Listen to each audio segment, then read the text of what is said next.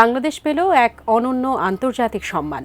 বিজয় দিবসে ঢাকায় অনুষ্ঠিত স্কাই ডাইভিংয়ের মাধ্যমে বাংলাদেশ একসঙ্গে ৫৪টি জাতীয় পতাকা উত্তোলনের বিশ্ব রেকর্ড গড়ে, যা আনুষ্ঠানিকভাবে বিশ্ব রেকর্ডের স্বীকৃতি দিয়েছে গিনেস ওয়ার্ল্ড রেকর্ডস। ১৬ ডিসেম্বর ২০২৫ বিজয় দিবসে বাংলাদেশের লাল সবুজের পতাকা হাতে ১২,০০০ ফুট উচ্চতা থেকে নেমে আসে এক ঝাঁক স্কাই ডাইভার। ৫৪ জন প্যারাট্রুপারের সেই দলে ছিলেন সেনাবাহিনীর ৪৬, নৌবাহিনীর ৫, বিমান বাহিনীর ২ জন সদস্য এবং বাংলাদেশ বিনিয়োগ উন্নয়ন কর্তৃপক্ষ বিডার নির্বাহী চেয়ারম্যান চৌধুরী আশিক মাহমুদ বিন হারুন। এটি ছিল একসঙ্গে এতজন প্যারাট্রুপারের লাফ দেয়ার বিশ্ব রেকর্ড।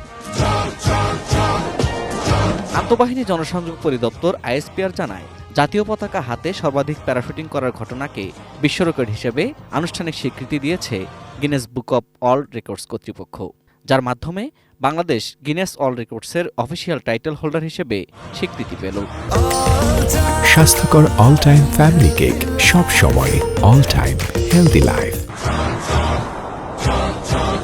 গিনেস ওয়ার্ল্ড রেকর্ডসের ম্যানেজমেন্ট টিম জানায়, এই উদ্যোগ বাংলাদেশের ৫৪তম বিজয় দিবসকে আন্তর্জাতিক অঙ্গনে স্মরণীয় করে তোলা এবং জাতীয় ঐক্য, সাহস ও সক্ষমতার এক শক্তিশালী বার্তা বিশ্ববাসীর কাছে তুলে ধরেছে।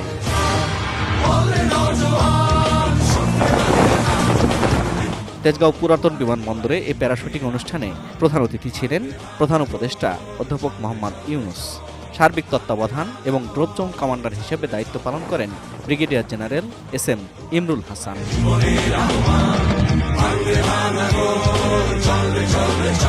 Ferdous Rahman, ATN news, Dhaka.